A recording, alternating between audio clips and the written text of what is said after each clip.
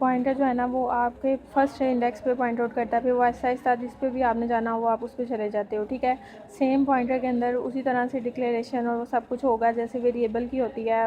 मतलब आप लोग यहाँ पे देखो, ये एक अरे है नंबर के नाम से जिसके अंदर उसने 10 यानी कि उसका साइज़ 10 रखा है, और एक उसने इंटीजर पॉइंटर डिक्लेयर किया। अब इस पॉइंटर को उसने एड्रेस असाइन किया इस नंबर का, ठीक है।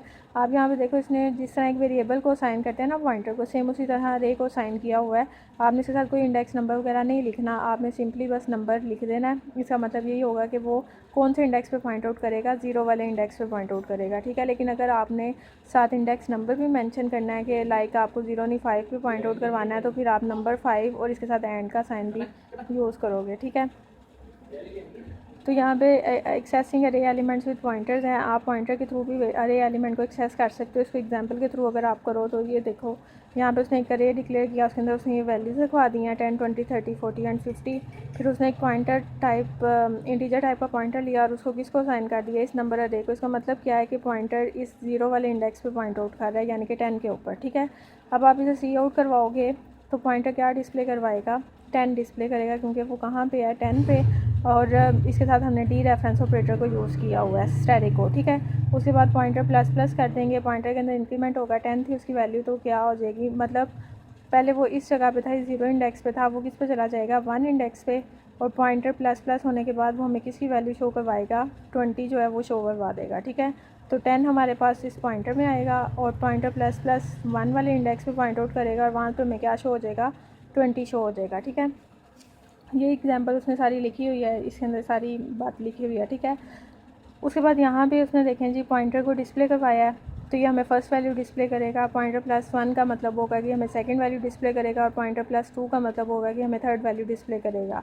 ये जो डिफरेंस इन दोनों में क्या है, इन दोनों में डिफरेंस है कि यहाँ पे पॉइंटर अभी भी किस जगह पे पॉइंट आउट कर रहा है।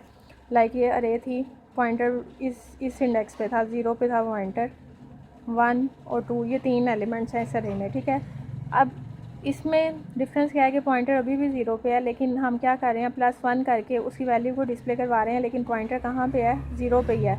फिर +2 करके इसकी वैल्यू को डिस्प्ले करवा रहे हैं, लेकिन पॉइंटर कहाँ पे है, इधर ही है, क्योंकि हम इसको असाइन नहीं कर रहे, हम सिर्फ उसके अंदर 1 का इंक्रीमेंट करके उसकी वैल्यू को डिस्प्ले करवाने के बाद अगेन पॉइंटर को कहाँ पे रख रहे हैं, स्टार्ट पे ही रख रहे हैं, ठीक है। जबकि पॉइंटर प्लस प्लस का मतलब ये होता है, लाइक ये प्लस प्लस हुआ तो इसका मतलब ये है कि पॉइंटर यहाँ से ख़त्म होकर कहाँ पे चला जाएगा, 1 वाले इंडेक्स के पास चला जाएगा, ठीक है।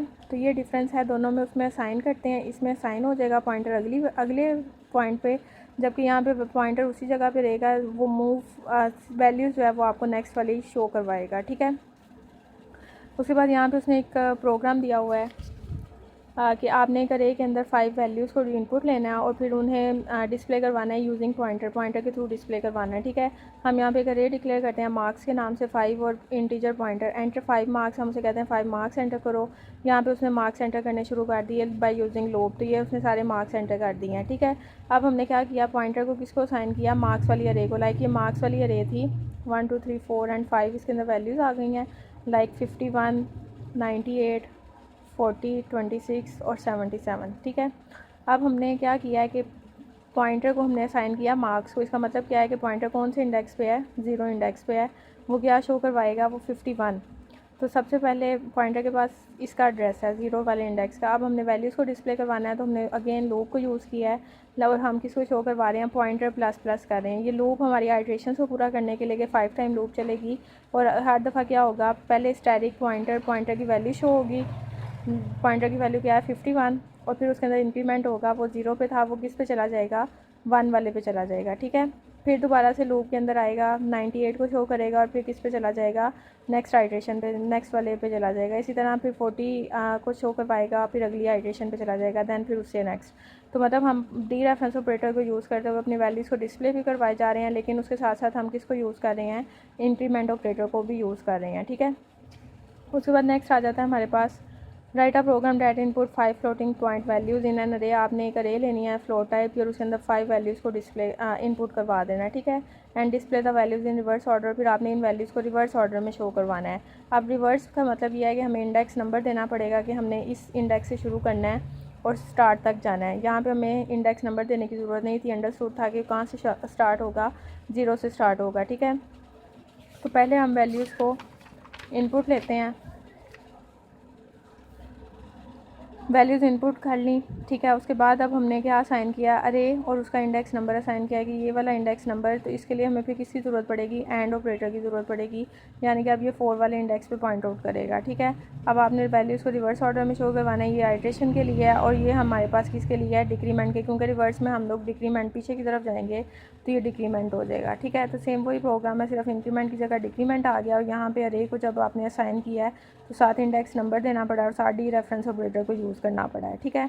तो यहाँ तक आपने इसको करना है। उसके बाद पॉइंटर्स एंड स्ट्रिंग्स जो है इसको नहीं करना, ये टॉपिक आपके पास नहीं होगा। और